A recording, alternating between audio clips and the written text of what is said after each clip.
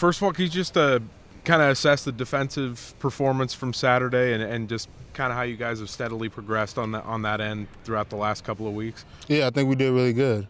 But it's just a test to how we practice, how we prepare going up to the week. We had some really good individual performances, but there's still a lot of things that we need to clean up. And we have a good team. We have a good team to play this week in Oregon State. So, we're gonna practice well. They're a physical team. They run the ball good backs, really good O-line. So we'll be ready. Some of those things that maybe you guys are highlighting to clean up. Anything there that you could speak on? Just some slight errors. Some guys out of their gaps, communication things. Nothing too crazy, but it's things that we do need to fix in order to be successful. So. Was there a specific area against Cal that you feel you guys really took a step forward in?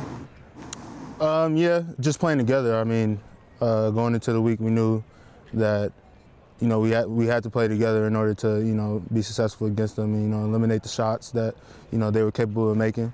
Long shots. They couldn't beat us on the ground. They couldn't beat us with the short passes. So just eliminating explosive plays. You've been teammates now a few years with Willie Taylor, actually several years. That's my buddy. He's had a good year. We've seen him off the edge. We've seen him make tackles. Even saw him drop a little bit into coverage on Saturday. Can you just talk about kind of his progression, especially coming back from an injury? Yeah, he's progressed a lot, man. I used to make fun of him all the time for being so skinny. Now he's bucked up. He put on like 30 pounds. He's always been a really good pass rusher. He's a good friend, a good teammate, and I'm glad he's playing with us. There's always guys out here on the practice field that fans don't get to see, freshmen or guys that are just kind of moving their way up the depth chart. Is there a guy that kind of comes to mind when you think, hey, Kook fans need to remember this guy because he's going to be a star in the future? Yeah, Francisco, yeah, he's a really good player. He's going to make plays for years to come. I can't wait to see him, progress. And he's already big. He's bigger than me already. So, he's going to be a really good player for us in the future. So. Would you be surprised if I told you you're about the 8th person to answer Francisco? Oh, yeah. Cisco, all the way. He's going to be a really good player, for real. And then one other guy you've now been teammates with, I think 3 years, is Dion McIntosh. He's taken on a pretty big role in the offense this year. What have you kind of seen from him from the moment that he came in back into 2019, to kind of what he's become now as really a good, strong back? Yeah, well, he's always been a tough runner. Going against him in scrimmages and stuff like that, it's always hard to, bring him down. He's always given us good competition. I think he's a real all-around back. He's a good pass protector. He runs fast. He runs hard. He's fast. He's physical. I think he brings it all. So, how have you liked the 4-edge set playing in front of you?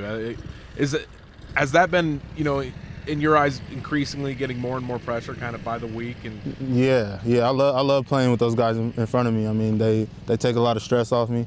They're all playmakers up front.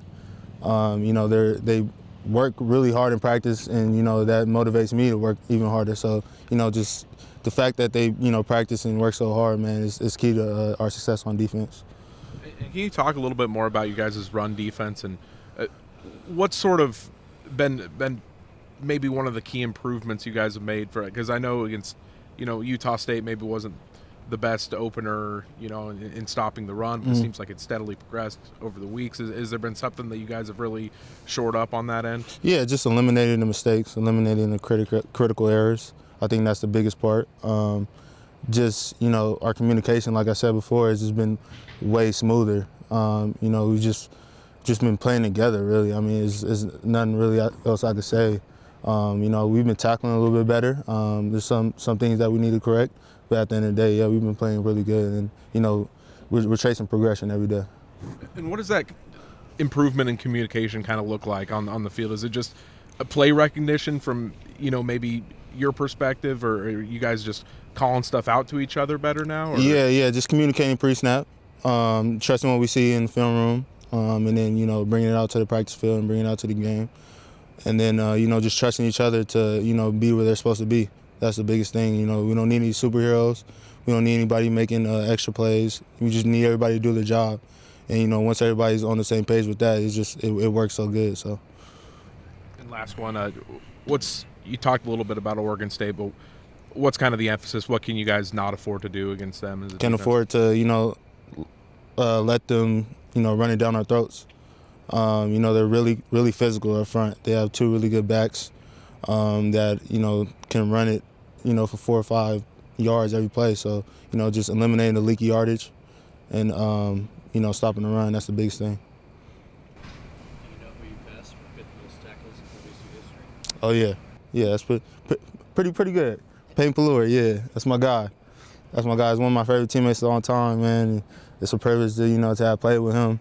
He sent me a text, let me know that, I did a good job, and he's a really good influence on how I become as a player. So.